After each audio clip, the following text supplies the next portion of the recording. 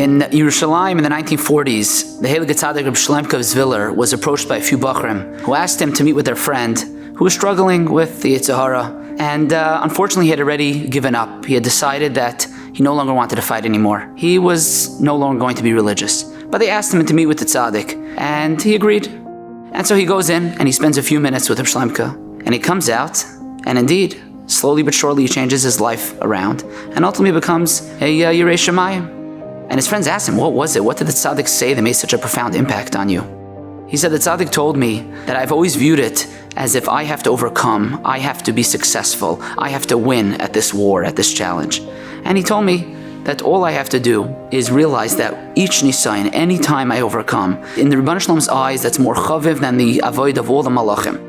And even if a moment later and 10 minutes later I fall again, that moment that I overcame, that struggle that I overcame, that lasts for all of eternity. That's real. In the Rebbeinu Shalom's eyes, that's the most beautiful thing. You know, the pasuk says in Shir Hashirim, Libbavtini achoisi kala, Libbavtini ba'achas me'inayich. Shlomo HaMelech says, talking about the Chassan, HaKadosh Baruch Hu, and us, Kal Yisrael, Hashem says to us, you have captured my heart with one of your eyes. And the Medrash in Shir Hashirim asks, why just one of our eyes? What happened to our other eye? The Medrash says that this pasuk is referring to Matan Torah. When Hashem gave us the Torah, we were like a Chassan HaKala, we were looking at Hashem.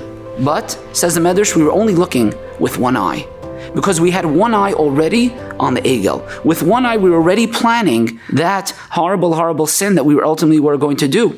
And yet, says the pasuk, Libbavtini achoisi kala be'achas me'inayich. Even though with one eye we were already looking away, Hashem says, despite that, Libbavtini, despite that you captured my heart and I feel such love to you, achoisi kala.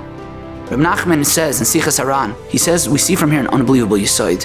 When a person is able to, in one moment, for one moment, overcome, hold on to their Kedusha, even if in the back of their mind they know that a minute later, 10 minutes later, they're going to fall. It's going to happen. Says Reb Nachman, it doesn't matter. That moment is real. That moment is a Libbavtini moment. And Hashem says, even though it's only achas me'inayich, but in this moment you were able to be strong. In this moment there was a moment of yichud. To me, that's unbelievably precious.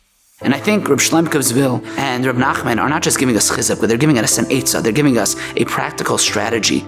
In a moment of nisan, we have to realize that we're not just turning away. We are turning towards. We are turning towards Hashem Yisbarach.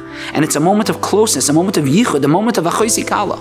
And therefore, what we should do in that moment is talk to Hashem and tell Hashem, Hashem, I'm doing this for you. You know how hard this is for me, but I love you. And I know how much you love me. Hashem, I'm doing this for you.